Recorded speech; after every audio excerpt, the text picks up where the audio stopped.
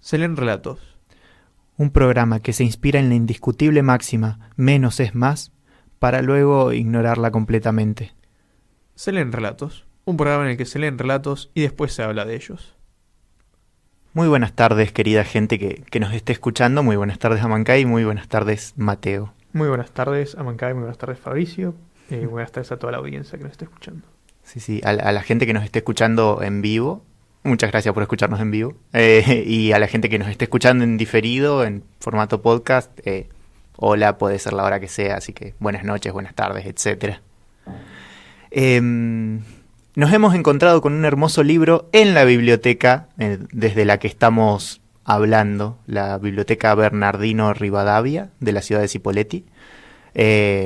Nos internamos en la sección infantiles y la verdad es que nos encontramos con cosas muy lindas. Tal vez algunas también que no nos interesaban mucho, pero la verdad es que este libro particularmente fue una sorpresa demasiado agradable. Verdaderamente recomendamos mucho que se paseen por la sección infantil, aunque no sean infantes, ni tengan infantes a su cargo, porque hay una hermosa cantidad de recopilaciones y de trabajos muy interesantes, tanto para niñez como para personas más adultas. Incluso me parece que es más interesante la sección infantil que la sección de novelas más adultas. Siempre, todo, en todo el mundo siempre es más interesante lo infantil. Así que les invitamos a revisar la sección infantil y descubrir las joyitas que hay ahí, entre las cuales está el libro que encontramos, que no sé si querés que lo presente yo, lo presentas vos. Comentar primero que infantil es un término que en general no tiene una edad, es como lo que va antes de la adolescencia, pero en general lo tiramos como de los 14 para atrás, para abajo sería en edad por ahí, así que, y este libro particularmente no es que es un libro, yo no lo usaría, por ejemplo, en una clase de jardín o algo así, pero sí en primaria, casi que en cualquier grado de primaria para mí va. Sí, a partir de tercer, cuarto grado, tranquilamente se podría utilizar. Sí. Yo literalmente leí cosas peores que las que están en ese libro en séptimo grado de la primaria, así que... Claro, y yo particularmente ayer me puse a leer la primera parte y me encantó. Ahora sí, describí lo que estamos diciendo sin mencionar. El libro del que estamos hablando es una recopilación de textos policiales que se llama Tinta Negra 2, que no sabemos exactamente de cuándo es, de qué año. No recuerdo. Pero es básicamente eso, es un libro en el que hay muchos cuentos del género policial que se utilizan principalmente como ejemplos para acompañar la teoría que tiene este libro dentro suyo, porque se ve que es un texto que se utiliza en escuelas, ya sea primarias o tal vez en algún secundario incluso se puede utilizar, y tiene muchos cuentos y a la vez una enorme cantidad de teorías sobre el género policial que la verdad desconocíamos mucho lo que había ahí. Sí, tanto del género policial como al final tiene un cuadrito de como todos los géneros literarios, más o menos con una pincelada muy grande. Y bien dijiste es Tinta Negra 2, porque existe un 1. Me fijé en internet si la colección era más grande que eso. Particularmente hay una colección que se llama La Estación, que hay muchos libros, pero de estos de tinta negra están el 1 y el 2, que ambos refieren a el género del que vamos a hablar, que es policiales. Y tiene esto de que es un libro, incluso al final tiene algunas actividades, así que es como un libro medio pensado para actividades de primaria o de secundaria puede ser. Incluso podés llegar a usarlo supongo en la universidad como ejemplo de algo, etcétera. Pero lo que tiene es que al principio te explica como un poquito de la historia del género policial, algunas claves hay para entenderlo, y después ponen varios ejemplos que son relatos breves, son cuentos todos, en general de escritores medio conocidos. Tienen desde Arthur Conan Doyle hasta el que vamos a leer hoy, que es Fontana Rosa, que es un argentino que murió en 2007, así que relativamente actual. Que de hecho la idea original era leer un cuento de Conan Doyle, pero se dio la tragedia de que Conan Doyle no entendió que lo valioso de los cuentos es la brevedad y sus cuentos son demasiado largos para ser leídos al aire. ¿Cuánto nos había tomado? ¿40 minutos? Más de 40 minutos. Por ahí para un audiolibro sirve, o para un programa que tiene ese formato, pero la verdad es que nos parecía muy pesado leer además 40 minutos y eso. Particularmente, o sea, yo lo salvo en el sentido de que el tipo publicaba sus cuentos en una revista, ¿no? Sí, en una revista. Entonces, claro, es como Y que tiene, recopilaciones. claro, tiene la exigencia de, no sé si sería mensual, anual o qué onda, pero en todas las revistas poner un cuento y más o menos seguramente le decían, y mirá, que se acote al formato de la revista, son 20 páginas, en general los cuentos de Arthur Conan Doyle tienen 20, 24, algunos tienen un poquito más, algunos menos, pero circulan alrededor de las 20 páginas. Sí, los más cortos que encontramos tenían 13 por ahí. Pasó algo muy interesante con el cuento que nos encontramos, que es un cuento que cierra, pero que después al final no cierra, así que en algún momento vamos a ver la forma de poder hacer un programa de Arthur Conan Doyle que tiene a su personaje que es más famoso que él, lo cual tal vez en algún caso le hace feliz y en otro no. No creo que pueda estar muy feliz teniendo en cuenta que está muerto, pero... En mi mundo está feliz. Sí, Que es Sherlock feliz. Holmes, que es un personaje conocido popularmente. Todo el mundo conoce a Sherlock Holmes y al Dr. Watson. Seguramente más a Sherlock Holmes que al Dr. Watson, pero el tema es que Sherlock Holmes tuvo películas, tuvo series, tuvo muchísimas cosas. Todo. En cualquier medio existente alguien hizo una adaptación o un invento de Sherlock Holmes. De hecho, nos encontramos con una película que se llama Sherlock Gnomes y, como se imaginarán, son gnomos y hay un detective. Y lo peor de todo es que es una secuela de Ñomeo y Julieta, o sea que existen 2 películas protagonizadas por ñomos de dudosa calidad. Me parece... Yo no dudo de su calidad. Yo estoy seguro de que debe ser muy mala, pero algún día la voy a ver.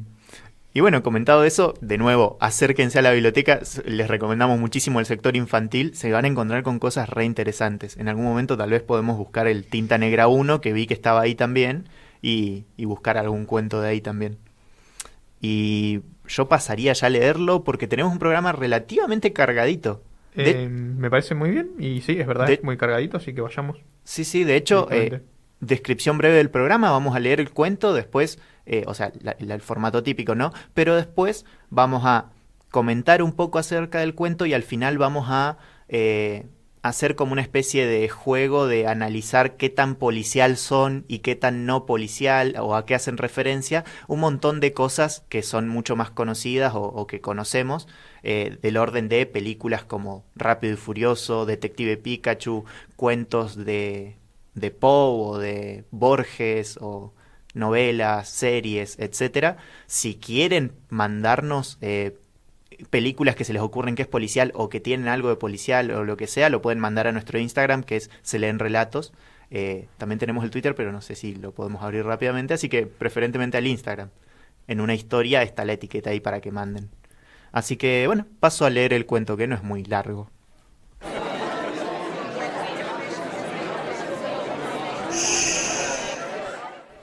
El extraño caso de Lady Elwood. El inspector Haviland detuvo su Austin al costado del camino que conducía a Middleford y quedó pensativo. No había dicho a nadie dónde pasaría sus 15 días de vacaciones, y la idea de retomar el camino hacia Londres se le instaló sólidamente en la cabeza. Él tan solo había prometido comunicarse cada 3 días con Scotland Yard, en prevención de algún suceso inesperado como el retorno del destripador de Yorkshire, un ataque nuclear soviético o la fuga de un oso de algún zoológico.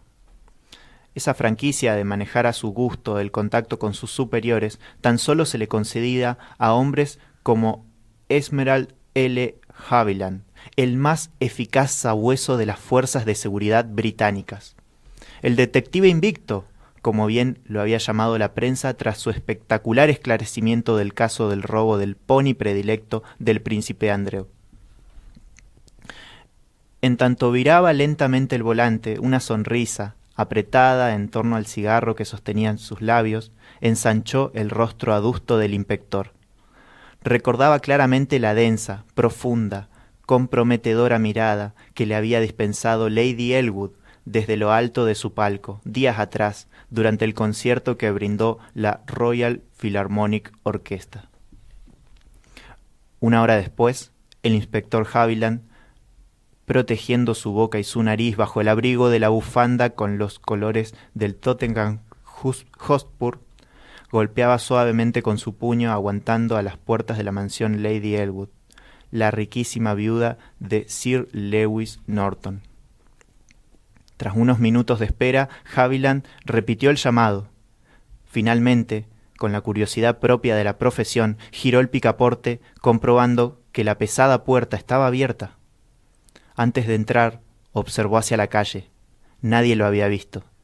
El viento y la lluvia eran dos azotes flagueando Newcastle Street.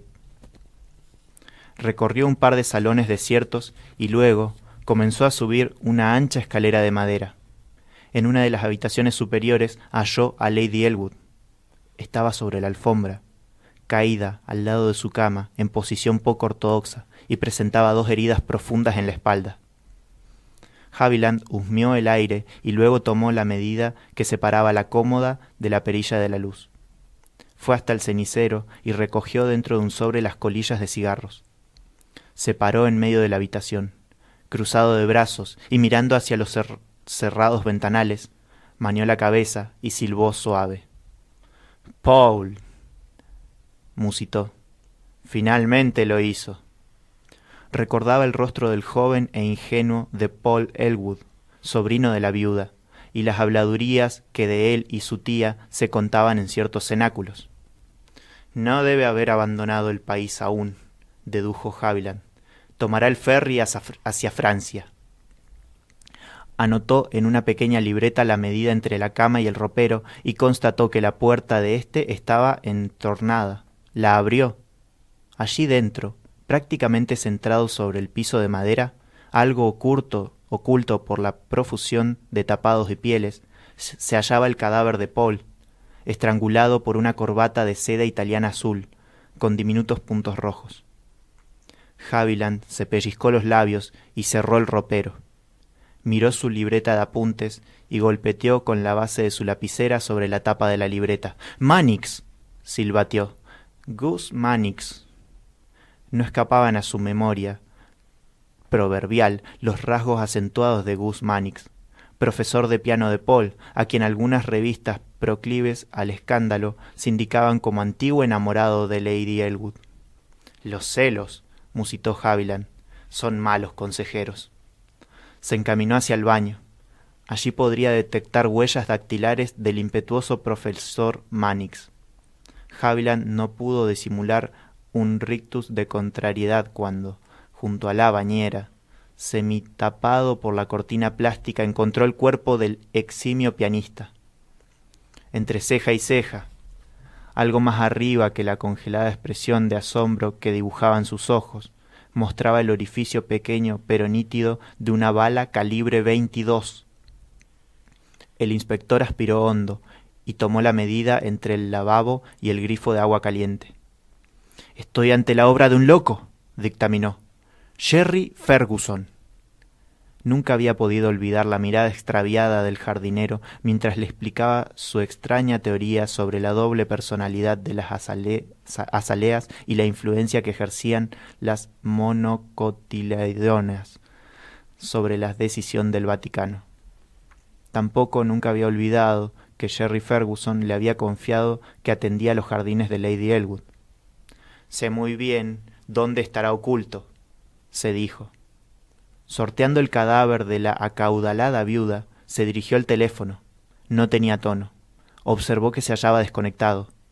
Agachándose tras el cable, atisbó bajo la cama.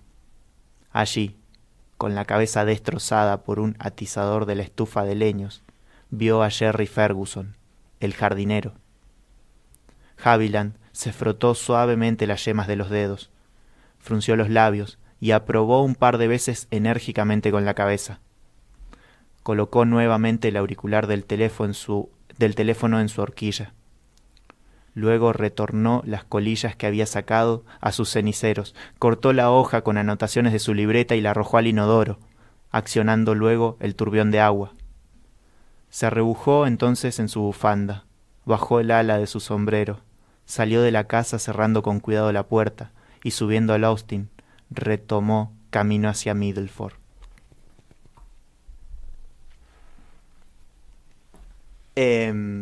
Bueno, fue un gran cuento. Me había olvidado de pasar un tema, perdón.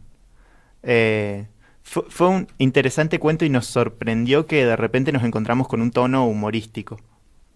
Más que un tono humorístico, sí, pero un tono humorístico que se sostiene sobre la parodia del género policial. Es como que no vemos al inspector tirándose un chiste o tirándose algún, no sé, tira un pedo, no hay ningún chiste desubicado en el medio del cuento, es como un relato policial muy bien hilado, solo que el humor se encuentra en que al pobre tipo cada vez que tiene una teoría se le desbarata delante de él Se con la le, muerte del principal sospechoso hasta que se hincha las pelotas y decide irse a la mierda. claro, se le desbarata de una forma bastante como impactante. Se encuentra con el cadáver de quien sospechaba. Eh, es interesante pensar acá a qué está haciendo referencia, porque obviamente lo leemos dentro de un libro que tiene policiales, pero uno inmediatamente leyéndolo se da cuenta de que está haciendo la suerte de una especie de Sherlock Holmes.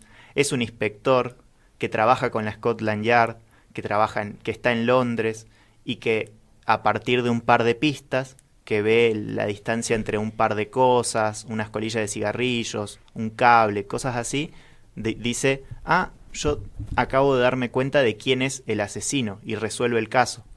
Y después, bueno, se termina encontrando con ahí esa situación de los muertos. Pero en ese sentido, nos encontramos con una parodia de la que no sé si querés explicar por dónde va la idea de hacer una parodia. ¿Qué es una parodia? Bueno, entonces esto es una parodia de los policiales clásicos del tipo de Sherlock Holmes, Agatha Christie, ese tipo de cuestiones. Eh, bueno, una parodia, si no me equivoco, que esto lo investigamos ayer, así que puede haber errores, es cuando se agarran los elementos, los clichés, los tropos de alguna cosa, algún género de ficción. eh, ¿Podría haber una parodia de algo que no sea ficción? No sé. Me pregunto. Sí, yo creo que sí. Hay que investigarlo. De alguna cosa que tal vez no necesariamente tenga que ser ficción, eh, con el objetivo de burlarse de eso, con el objetivo de tal vez homenajearlo incluso, pero siempre como que la tónica general es cambiar como el tipo de uso que se le da a los elementos de esa cosa. Por ejemplo, acá se está parodiando el género policial y en lugar de utilizar la figura del inspector súper inteligente que puede resolver cualquier problema mediante lógica deductiva, acá nos encontramos con un inspector que aparentemente, por lo que nos cuenta, de una gran reputación dentro de Scotland Yard y que debería poder resolver cualquier problema mediante su lógica deductiva, pero que solo se encuentra con traba tras traba tras traba tras traba hasta que se hincha las pelotas y decide irse a continuar con sus vacaciones. Claro, Ahí está la parodia. claro, tiene algo. Primero, por un lado, la parodia en general habla más del género que de una obra. Ujú. Por eso es como que recapitula características generales del género, en este caso que haya un inspector, que haya un caso con el que se encuentra Que y sea británico. que sea británico, un montón de estereotipos bien formulados, y que se encuentra con un caso y lo tiene que resolver. Lo tiene que resolver y de repente cuando se le pone demasiado complicado no lo resuelve porque es como, y yo estaba en mis 15 días de vacaciones, nadie me vio que estaba acá, ya fue, lo resuelvo de última, que me llamen dentro de 15 días. Sería muy divertido que haya una secuela de este cuento en donde le echan la culpa al inspector de haber hecho los asesinatos porque encontraron todas sus huellas ahí. Es como... Sí, o de hecho él conectó el cable del teléfono que estaba desconectado, ahí también capaz que se la mandó. Es muy raro, pero en principio te deja esta idea graciosa de, el detective no terminó resolviendo el caso porque está de vacaciones. Sherlock Holmes no habría hecho, Sherlock Holmes no tiene vacaciones. Sherlock Holmes no tiene un trabajo estable. Claro, Partamos de ahí. totalmente. En ese sentido, bueno, nos encontramos con parodia y de repente nos dimos cuenta que homenaje, sátira y parodia tienen mucha relación, porque como dijimos, parodia agarra características generales del género, y las utiliza para hacer una historia en la que termina teniendo algo medio humorístico. En general las parodias van por ese lado. Y la sátira, por otro lado, lo que hace es criticar esa cosa. Ujú. Es agarrar las características del género y hacer una crítica fuerte, como encontrarte con alguna obra, no se me ocurre ahora alguna sátira que nos sirva de ejemplo, pero tiene más bien una perspectiva crítica. En cambio, el homenaje, por otro lado, no necesariamente es humorístico y se toman cosas de eso que vas a homenajear y las destacás y las resaltás y resaltás lo buenas que son. En ese sentido, la parodia está más cerca del homenaje que de la sátira. A pesar de que la parodia es humorística, la parodia algo de cariño le tiene a lo que él está parodiando, porque lo conoce muy bien. Claro, ese es el tema. Necesariamente para hacer una parodia de algo tenés que conocerlo muy bien. Y para conocer algo muy bien, o le tenés que tener muchísimo odio como para querer ir y conocerlo bien, para criticarlo muchísimo, o mucho cariño para haber visto un montón de cosas de eso, y luego ir y hacer la parodia. Claro. Que de hecho hay personas que basan la mitad de su carrera en hacer parodias u homenajes de cosas que quieren mucho, como Tarantino con las películas de la que sea que le gusten, vaya a hacer una película que es un homenaje barra parodia a eso.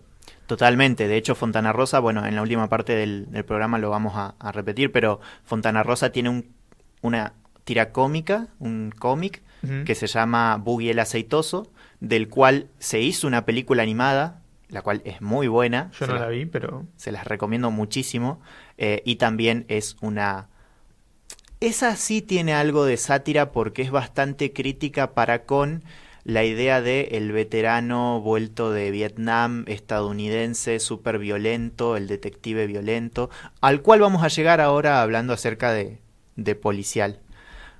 Pero me interesaba antes recapitular algunas de estas características que decimos que retoma la parodia para poder hacer parodia, para poder hablar del género. Porque es un pie hermoso, cualquier parodia, para pensar el género, para llegar a sus límites, para ver hasta dónde se lo puede pensar. Y en ese sentido, una de las cosas que más me encantan del policial clásico, que ya dijimos, hay un inspector, hay un crimen, lo tiene que resolver, muy al estilo Sherlock Holmes, nos ahorra mucho decir Sherlock Holmes, ya tienen ahí un montón de características.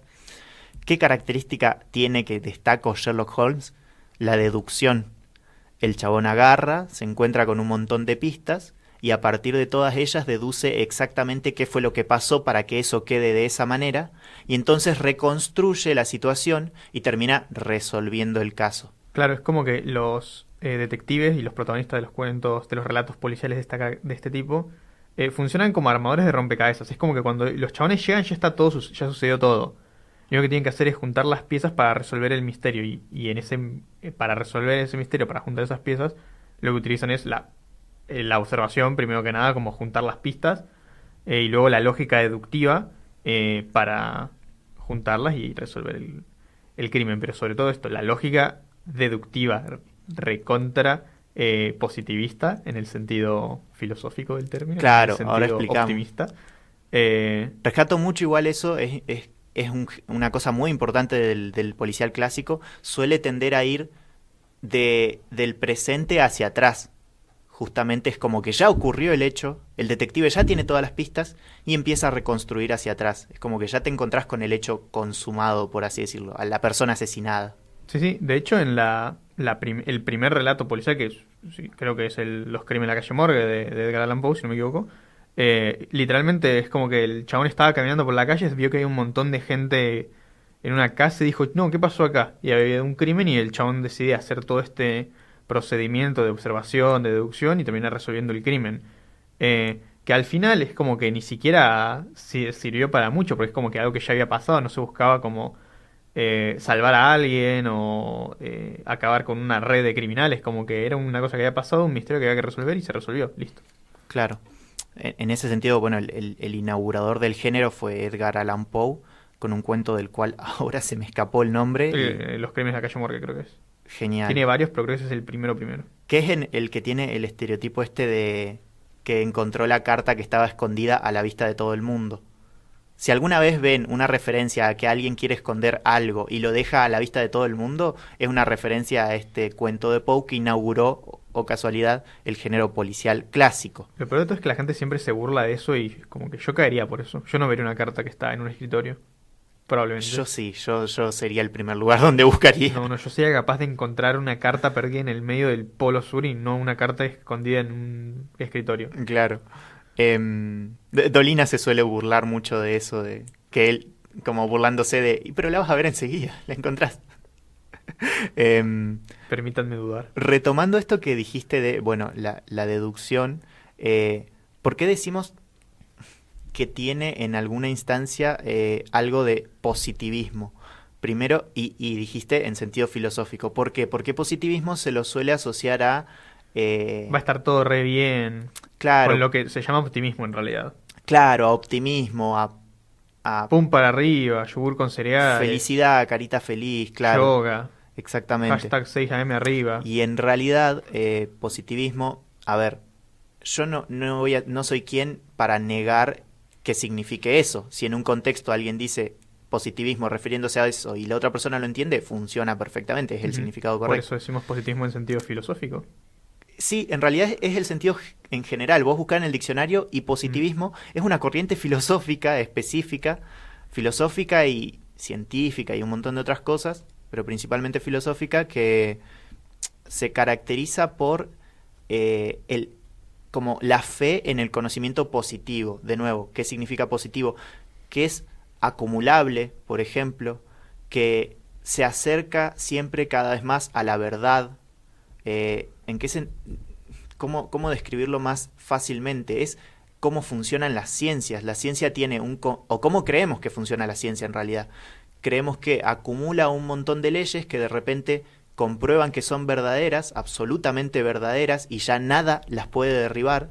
Y con esas teorías que son absolutamente verdaderas, puedo explicar un montón de cosas e ir acumulando nuevas teorías que se vuelven absolutamente verdaderas. Entonces cada vez tendríamos más conocimiento, cada vez estaríamos más cerca de la verdad, cada vez tenemos más la posta.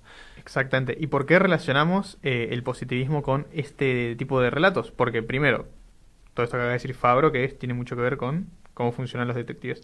Segundo, la herramienta que utiliza el positivismo para acumular estos datos y crear estas teorías es la lógica deductiva, que es la lógica más de la que se puede predicar más verdad, más falsedad, se podría decir, porque también existe la lógica inductiva que tiene otras características, pero no nos vamos a meter ahí. Es una estructura de argumento totalmente válida, que Ujú. no tienen por qué saberlo, pero medio como que por sentido común uno entiende que deducir es, bueno, tenés un par de cosas a las que podríamos llamar premisas, que pueden ser las pistas tranquilamente con las que se encuentra Sherlock, y de ahí deduce, como que concluye con su cerebro, saca la conclusión de, bueno, todo esto indica que el resultado es tal. Eso básicamente es deducir. Ujú. ¿Qué pasa? Y una cosa más. ¿Cuándo surge el positivismo? Eso es importante. El positivismo surge a principios del siglo XIX, fines del siglo XVIII, Sí, más o por menos ahí. por ahí, y tiene su época dorada durante todo el siglo XIX, que es precisamente cuando aparece personajes como bueno, Edgar Allan Poe, Arthur Conan Doyle, Agatha Christie, creo que es de la década del 20, pero todavía había mucho positivismo ahí, Claro. década del 20 de 1900. ¿Y cuáles son las dos características que, por lo menos yo quiero resaltar sobre todo el positivismo y que no digan por qué carajo nos están hablando del positivismo? Porque el positivismo, para creer que se pueden acumular leyes que nos expliquen el mundo y que son absolutamente verdaderas, ¿qué tiene que pensar? Que el mundo se rige por leyes que son absolutamente verdaderas. Y que siempre, o sea, y que no tienen excepciones, Claro, ni en espacio ni en tiempo, que nunca se van a no cumplir esas leyes. exacto. Y en ese sentido Ejemplo de ley, perdón, la ley de gravitación universal, por ejemplo, por dar un ejemplo. claro, llevado eso al extremo terminamos en un gran determinismo. Porque si vos crees que el mundo respeta siempre ciertas leyes, ya sea, no sé, la ley que sea, la ley de gravedad, yo qué sé, cualquier cosa, por decir un nombre muy vulgar y lo que sea, eh, entonces, entonces ya todo está preestablecido. Imagínense que también nosotros, las personas, en nuestro cerebro también hubieran leyes que pudieran explicar exactamente qué es lo que va a pasar dentro de qué es lo que, cómo funciona el mundo, podríamos predecir el futuro. Como en general trata de hacer la ciencia, trata de predecir y explicar. De hecho, tenemos una persona en cada noticiero que está específicamente dedicada a predecir el futuro del clima, del tiempo, digamos. Exacto. ¿Qué pasa? La ciencia bien sabe que eso siempre tiene márgenes de errores, que la verdad es que las leyes no son absolutas, las verdades no son absolutas y demás. No obstante, acá es como que se caricaturiza al hacer un inspector que a partir de un par de premisas siempre va a sacar la conclusión correcta. Se está caricaturizando esto y se lo está llevando a un extremo en el cual terminás cayendo en un mundo determinado. O sea, es un mundo, el mundo de Sherlock Holmes es el mundo real, está situado en el mundo real supuestamente, pero está pretendiendo que en el mundo real funcionan tales reglas que si vos tenés el conocimiento suficiente, sos tan inteligente como Sherlock Holmes, listo, vas a saber todo de cómo funcionó. Sí o sí, teniendo las suficientes pistas, vas a llegar siempre al resultado correcto. Es imposible que haya errores, imposible que hayan más de un resultado posible, y eso, la verdad es que Está muy alejado de la realidad. está alejado de la Tan realidad. fantástico como Spider-Man, literalmente. Literalmente es casi un superpoder el que tiene Sherlock Holmes. Es imposible que funcione de esa manera, no obstante está re bien disimulado y a uno lo engaña, porque la verdad es que tendemos a creer, o sea, tenemos tanta fe en la ciencia, que de hecho a veces funcionamos acientíficamente o Científicamente. acríticamente, en el sentido de que la ciencia pretende ser crítica, Ah, sí. y en general nosotros, muy por el contrario, usamos la ciencia como verdad absoluta. Ujú. Y decimos, bueno, no, el mundo funciona así, tiene estas leyes y las respeta. Listo, automáticamente estás planteando un mundo determinado. Entonces Sherlock termina pareciendo que es una persona que podría existir y que es real. Sí, aparte hay una realidad que es muy, muy simple. O sea, esto que vos decís tenés verdad, pero también hay una realidad que es muy difícil medir la inteligencia y entender cuáles son los límites de la inteligencia. Tipo, si yo, no sé, yo veo una película de Schwarzenegger y levanta un edificio de 3 pisos, yo sé que eso es una mentirita, un chiste, una fantasía de poder de alguien. En cambio, como no sabemos cómo medir la inteligencia, normalmente podría pasar por real esto que hace Sherlock Holmes o esto que hace cualquiera de estos detectives, cuando no funciona tan así que digamos, Claro, ni no, tan rápido. no negamos la posibilidad, o sea, no negamos que existen cosas que se parecen mucho a eso. A ver, los forenses trabajan más o menos así, encuentran ciertas pistas, ciertas cosas y van apuntando a resolver el caso y muchas veces lo hacen, funciona. No de la manera de Sherlock en las que sí o sí, teniendo las pistas, sí o sí se va a topar con la verdad. De hecho, la ciencia funciona muy parecido a cómo funciona esta parodia que acabamos de leer. Ujú, exactamente. Este inspector lo que hace es, a partir de algunas pistas, deduce, en realidad no deduce, tiene imaginativamente tiene un salto creativo en el que tiene una hipótesis que es, lo hizo tal persona. De repente va, lo contrasta en la realidad al seguir buscando un par de pistas más y se encuentra con el cadáver. ¿Qué hace la realidad? Le dice, no, tu hipótesis era falsa. Entonces tiene que crear otra nueva.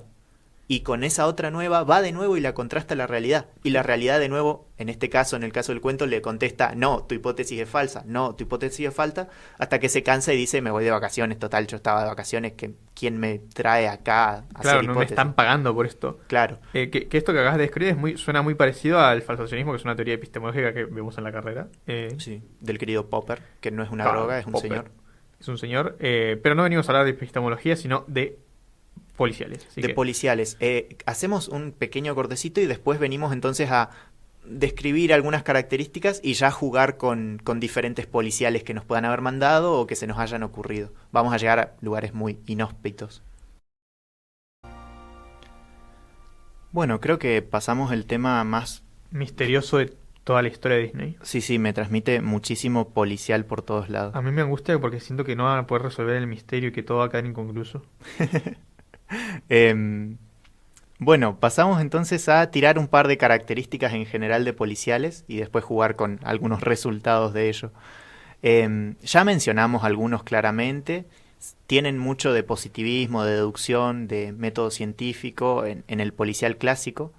¿Y por qué decimos policial clásico? Porque en general, según nuestro librito, nuestro querido librito, hay como dos grandes categorías que después se terminan mezclando, terminan derivando en diferentes cosas, pero Porque dos... todo se puede, con todo se puede jugar y con todo se puede modificar. Sí, siempre los esquemas son más bien caricaturas de las cosas que nos sirven a entenderlas un poquito mejor. Pero bueno, tenemos el policial clásico por un lado y el policial duro o policial de la serie negra, le dicen. Yo en la escuela lo vi como policial negro, así que... Ni hablar. Características generales que diferencian, y las digo rápidas, el investigador clásico devela el crimen con la lógica, como ya dijimos. Bien a los Sherlock Holmes. Tiene un par de cosas que las toma como premisas, saca una conclusión que siempre es verdadera y resuelve el caso. Por otro lado, el investigador de la serie negra devela como la corrupción, el crimen organizado. Está más metido como en el barro de las podredumbre de la sociedad, por así decirlo. Tiene calle. Tiene calle, tiene totalmente calle. De hecho, esa es otra característica. El investigador del policial clásico es culto, es intelectual, es extravagante. En cambio, en el caso del policial negro es violento. Es como un tipo normal, pero violento y que se dedica a investigar crímenes. Y en este sentido tiene calle. Y Sherlock no tiene... lo que, es raro, lo que tiene te calle. quito es que sea un tipo normal. El investigador del policial negro muchas veces tiene como características pseudo superhumanas, pero más terrenales. Como que su característica superhumana es que agarra a un testigo y lo recaga a piñas hasta que le da información. Como que va por ahí. Como que, Exactamente. y no es un tipo normal en el sentido de que tiene una moralidad así muy gris que le permite hacer cosas como turbias para resolver un caso, pero definitivamente no es una máquina de hacer deducciones lógicas. Claro, totalmente. Bueno, en el caso del policial clásico, también un poquito lo habíamos punteado, se sabe el final desde el principio. El final es que hay un crimen. Y de hecho sabemos el crimen desde el principio. Y sabemos cuál es el crimen, y sabemos, y vamos sabiendo todas las cosas. El tema es que en el final, a partir de alguna de todas esas cosas que sabemos, el detective termina resolviendo el caso. Pero tiene esta estructura de que va con el caso ya resultado, y el detective lo que tiene que hacer es yendo para atrás, tratando de reconstruir lo que pasó.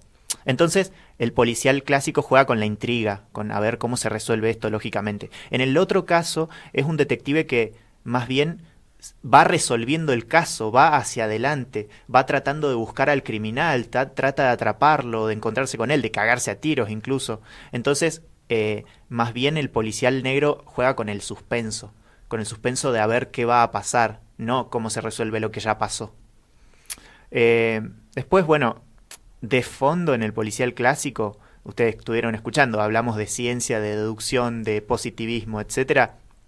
Hay una especie de lucha enorme entre la inteligencia y la realidad. Encontrarse con la realidad y ser suficientemente inteligente como para resolverla. Claro, entre la inteligencia y la naturaleza se puede ver también, entre la inteligencia y lo caótico, entre la herramienta de la humanidad predilecta que es la inteligencia y el resto del mundo. Totalmente. Situémoslo, dije totalmente.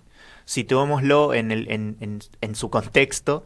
En general, uno los ve recorriendo Londres, una Londres en pleno desarrollo industrial, en el cual como que el ser humano estaba planteando, bueno, yo domino el mundo a partir de mi inteligencia con la técnica, con las máquinas, con el desarrollo industrial, etcétera. En ese sentido tiene un contexto muy coherente el detective, tiene mucha coherencia Sherlock Holmes. De hecho, en la primera película aparecen muchos barcos a vapor, aparecen muchas máquinas, aparece el puente. Hay literalmente una escena en donde están construyendo el puente no sé cuánto de Londres y Sherlock Holmes lo mira y dice, no, qué imperio tan copado que tengo. Claro, como que está muy muy contento con toda la iluminación y eso. Mucha herencia de la ilustración, pero bueno, otro día hablaremos de Otro día la hablamos de la ilustración. ilustración. En cambio, en el caso del policial negro, lucha contra la corrupción, contra el crimen y es mucho más realista en algún sentido.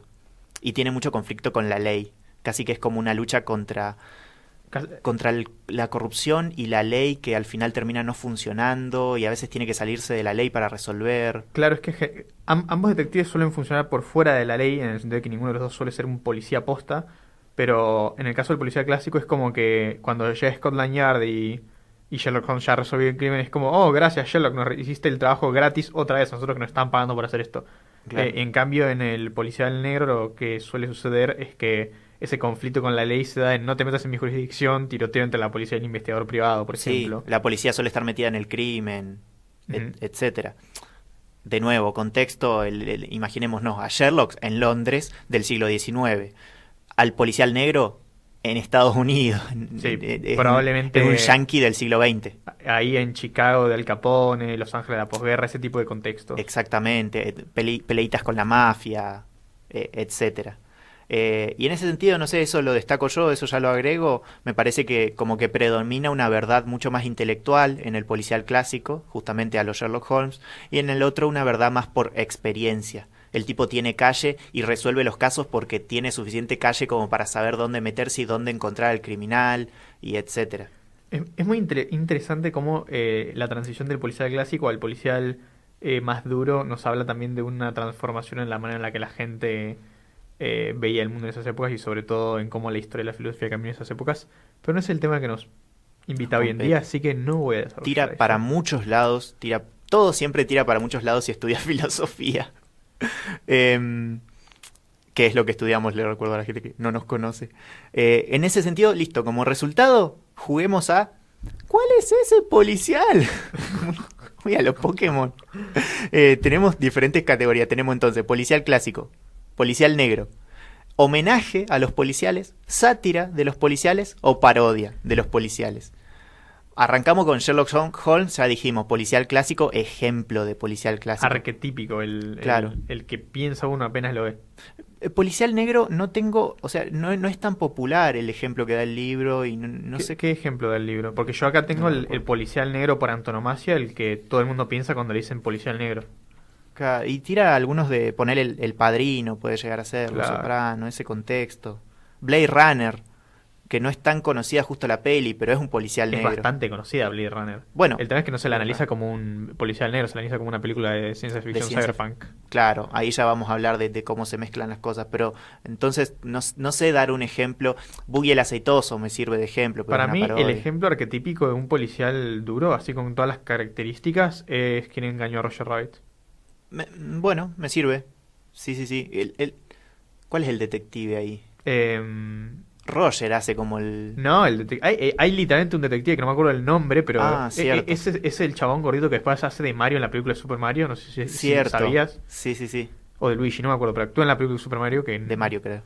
Eh, Claro. Bueno, ¿Quién engañó a Roger Rabbit? Es una película que mezcla personitas con animación y eso creo que es bastante pionera en eso. no sé si es pionera, lo que sí es pionera es que logró de alguna manera tener toda la licencia de todo, tipo está Bugs Bunny y está Mickey Mouse. Está Betty Boop. Y está Betty Boop también. Aguante Betty Boop.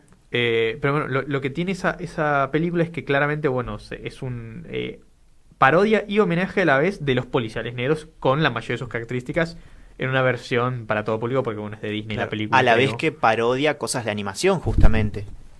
Parodia esto de cómo el villano se termina derritiendo, como cosas así muy... ¿Podemos spoilear el final de ¿Quién engañó a Roger Rabbit? En 2021. No dije quién es muy vieja esa película.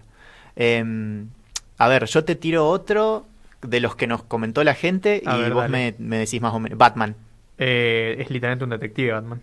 sí, Literalmente un detective. Muchas de sus historias se basan en investigaciones detectivescas. claro, no me estás respetando la regla de ponerlo en alguna de las categorías. Yo diría que roba, ¿cómo se llama esto? Característica del policial negro, no lo pondría directamente ahí, pero sí que tiene un montón de sus características. Claro, Igual también tiene un montón de las características del policial clásico, en el sentido de que Batman precisamente tiene como 478.000 de IQ, entonces puede hacer todas las deducciones que haría un Sherlock Holmes. ni hablar. Es básicamente una mezcla entre Sherlock Holmes y el protagonista de Quien engañó a Roger Rabbit y Claro. Iron Man. Por la Justamente- plata y los superpoderes, ¿no? Exacto, por eso es un superhéroe. Nos encontramos con películas que no vamos a encontrar dentro de policial, sino de superhéroes, de acción, cosas así. Pero justamente el policial como que influye en un montón de cosas. Todas las cosas siempre se mezclan y policial puro no sé si vas a encontrar, pero vas a encontrar en un montón de cosas. Paréntesis, aquí me dicen por la cucaracha que Bob Hoskins es el protagonista de Quien engañó a Roger Rabbit. Nice. Le mandamos un saludo, pero creo que está muerto. Todo el mundo que mencionamos está muerto, ¿qué pasa? El tiempo es muy largo.